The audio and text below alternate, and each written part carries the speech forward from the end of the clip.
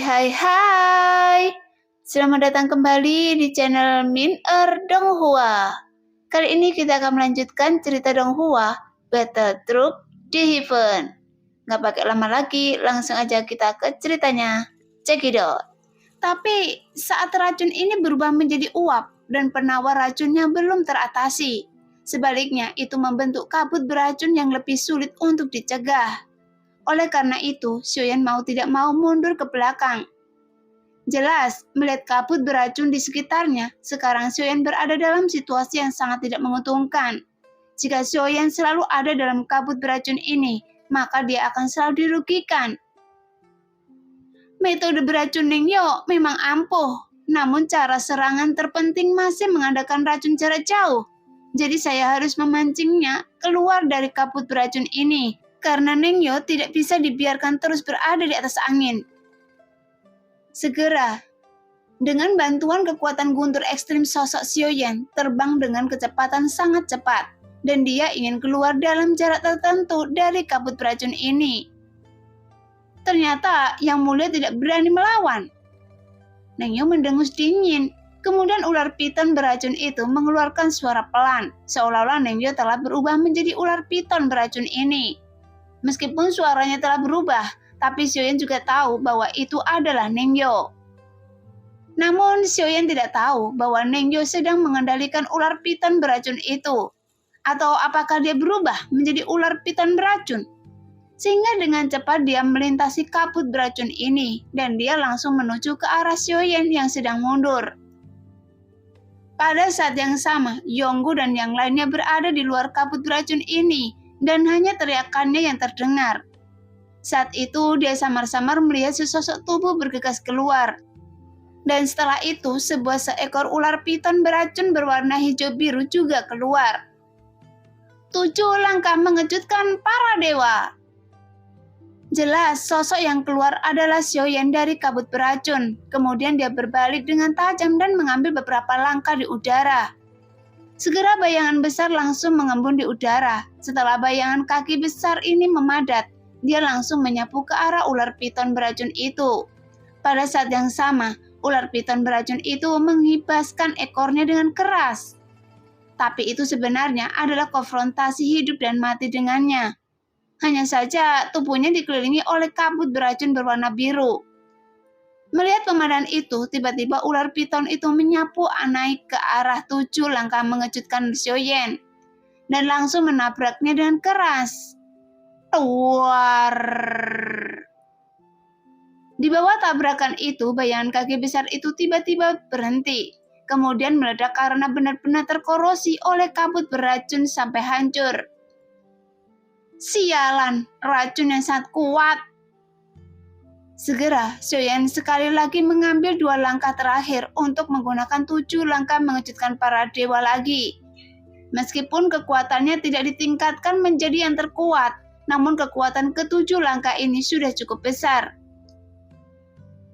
Dibandingkan dengan 7 langkah mengejutkan para dewa yang dilakukan oleh Yang Mulia, 7 langkah mengejutkan Anda tertinggal jauh.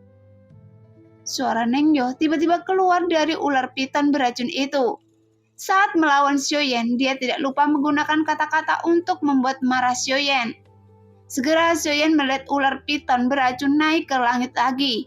Kemudian sosoknya tiba-tiba menyebar seperti ular raja, sehingga sekarang dia memiliki 2 sayap daging. Kemudian sisi di tubuhnya berubah menjadi pedang tajam yang meledak dengan ganas. Di bawah suara mendesin, sebuah cahaya hijau yang tak terhitung jumlahnya menyapu ke arah Xiaoyan dengan mengerikan. Karena setiap bagian tubuhnya sangat beracun, yang memiliki Xiaoyan tidak berani terlibat sama sekali. Jin Huasen, apakah tubuh fantasi emas Anda tidak dapat menghentikan ini? Xiaoyan masih sedikit ragu dan dia bertanya dengan suara memarahi. Apakah Anda masih tuan jahat? Jadi bagaimana melawan sampah seperti itu? Anda bisa berada dalam kondisi yang menyedihkan. Jika itu saya bisa menghajarnya hingga berkeping-keping hanya dengan 1 telapak tangan. Jawab Ji Huasen sambil mencibir. Tubuh ini hanyalah avatar saya. Jika saya di sini, Orang ini sudah hancur berkeping-keping. Xiaoyan berkata dengan marah. Jadi, Anda kurang percaya pada tubuh fantasi emas saya? Lagi pula, saya juga salah satu dari 3 pemimpin dari klan dewa asli. Jadi tidak mungkin kekuatan semacam ini memasuki tubuh asli saya. Jin Huasen tidak mempertanyakan Xiaoyan. Bagaimanapun, tanda Tuan Jahat sudah cukup untuk menjelaskannya. Anda adalah raja jahat yang bermartabat. Apa yang Anda lakukan dengan avatar lemah seperti merasakan buah pahit dari berlatih kultivasi? Ketika Xiaoyan mendengar ini, dia tersenyum pahit di dalam hatinya. Lagi pula, Xiaoyan benar-benar bukan siapa-siapa di mata Jin Huasen. Jika dia tahu bahwa dia bukan Tuan Jahat, mungkin dia tidak akan menyerahkan seni bela diri warisannya kepada Xiaoyan. Anda dan saya berada pada level yang berbeda, dan alam tidak bisa mengerti. Jawab Xiaoyan dengan nada penuh teka-teki. Mendengar itu, meskipun Jin Huasen merasa terhina namun, dia tidak dapat membantahnya, karena bahkan pada saat dia berada di puncaknya dan saat dia mendengar nama Tuan Jahat, sebagai pemimpin dari 3 klan dewa, seluruh tubuhnya akan gemetar. Lagi pula, dia pernah dikalahkan oleh Tuan Jahat sebelumnya. Dia pastinya tidak ingin melawan orang ini untuk kedua kalinya. Bagaimanapun, dalam pertempuran saat ini, meskipun Jin Huasen penuh percaya diri saat melawannya, namun dalam waktu kurang dari setengah batang dupa, wajahnya ditampar oleh Tuan Jahat dalam pertempuran itu. Jadi bagi Jin Huasen, ini adalah rasa malu seumur hidupnya. Setelah itu, Jin Huasen membantai semua orang yang dilihatnya di sekitarnya. Kemudian dia menghabiskan ribuan tahun untuk mengasingkan diri di antara para dewa asli. Baru setelah dia menerobos lagi, dia bisa keluar dari bayang-bayang yang dibawa oleh Tuan Jahat. Setelah mendapatkan jawaban dari Jin Huasen, mata Xiaoyan tiba-tiba menjadi tegas. Untuk menghadapi sisik beracun yang menderu-deru, dan Xiaoyan tidak mundur, tapi maju. Dia benar-benar melangkah maju ke depan.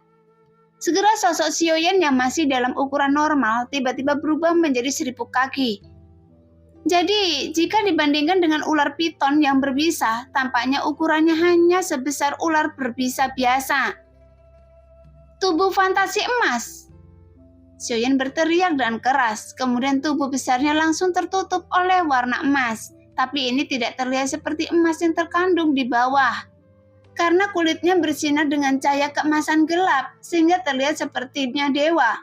Jika ditambah lagi dengan ukuran tubuhnya yang besar, itu seolah-olah mampu mengguncang dunia.